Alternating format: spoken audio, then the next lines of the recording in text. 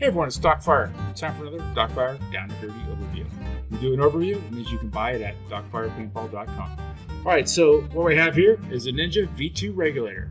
And this is a regulator I used for some of the testing that I did.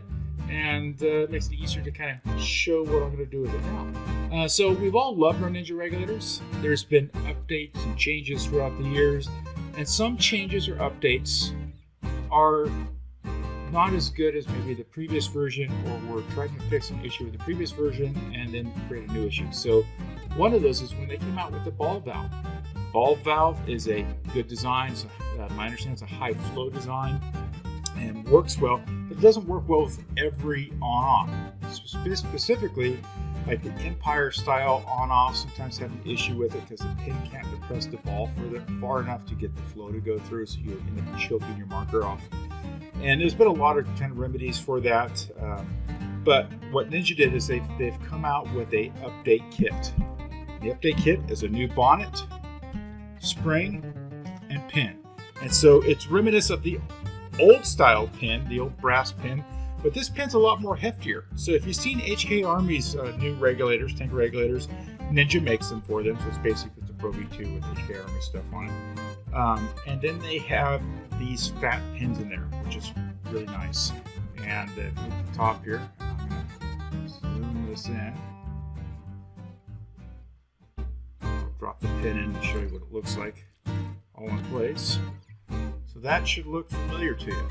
Big fat pin, a lot of port opening around it, and then a recessed area here to make sure that when the air does come out, it doesn't get trapped behind that pin.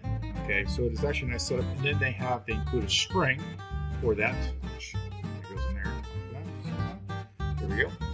And you can replace your bonnet. So if you have a regulator that the ball valve is leaking, or you have a regulator where it has an issue of the pin depressing far enough down to actually get it to not be restricted, then I recommend going and getting one of these upgrade kits from my web store. Okay, and it will help out a lot with that.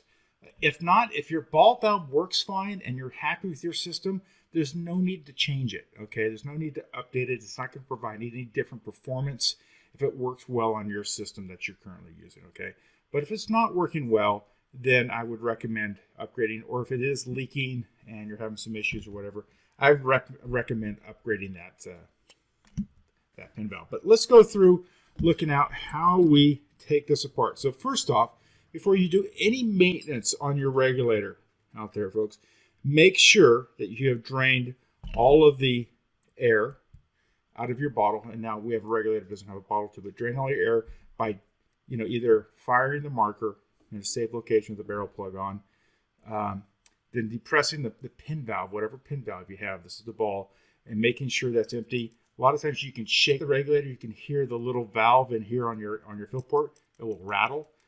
Usually it's a good indicator that it's empty. Make sure the gauge is at 0, and quite frankly, send it to an authorized technician to actually work on. It's my recommendation. But there's no need to take the tank or the regulator off the tank to do this fix. It's just like if you're doing any other service on your regulator, you're going to get a 5/64 Allen key. These are on there pretty tight. I have not taken this regulator apart, obviously. You're going to loosen the top of, I'm just going to take them all the way out. Take the screws all the way out. All right, they all come out. You're going to unscrew just the top portion of the Pro V2.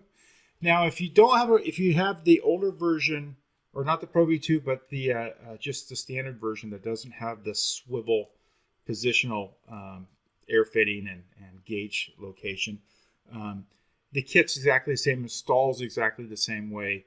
It's just you only have the 3 screws instead of the 4 screws, or the 6 screws. You don't need to take the bottom screws off on the Pro V2, just the top bonnet screws. And I do carry both kits. I carry the kit for, see the ball come out here, ball back in there, with the spring right there, And then you take this new kit, which has screws over here, which has three new set screws. You can remove those. I recommend removing them because if you don't take them all the way out, sometimes you can cut the threads on it. It's just worth a while to remove them. New one, set them aside. Use all the new parts, don't reuse the old stuff. And a couple ways you can do this. You could set the pin valve just like that. What I recommend, there's already a rake seat down, or the rake seat's already down there, and you just screw everything together. See? And then when everything's together, make sure it's snug down there. You're going to replace the 3 screws. I recommend putting a little glue Loctite on them when you replace them, and you snug them down so they don't vibrate loose. You don't have any issues of unscrewing this bonnet and having it come off. But there is a safety feature in here that does it. But that's how you would change out this to the new pin.